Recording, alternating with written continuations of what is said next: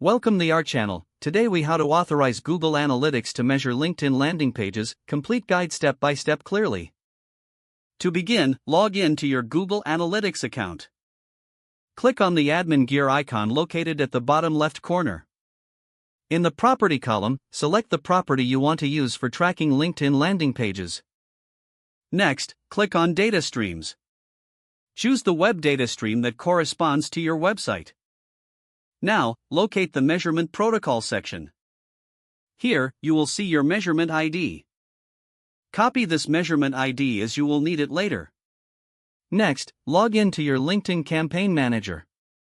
Create a new campaign or select an existing one where you want to measure the landing page. Navigate to the Ad Creation section. Choose the option to add a URL. In the URL field, paste the landing page URL you wish to measure. Add parameters to your URL for tracking purposes, such as UTM parameters. For example, add UTM_source equals LinkedIn, UTM_medium equals CPC, and UTM_campaign equals your_campaign_ name. Once your URL is set, proceed with your ad creation. After the ad is live, head back to your Google Analytics account. In the left sidebar, click on Reports.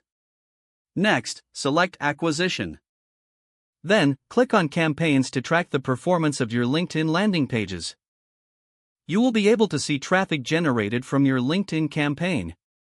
Ensure you are monitoring the user engagement metrics. These metrics include sessions, bounce rate, and session duration. Return to the Campaign Manager to refine your LinkedIn ads if necessary. Regularly review your Google Analytics data to optimize your campaigns.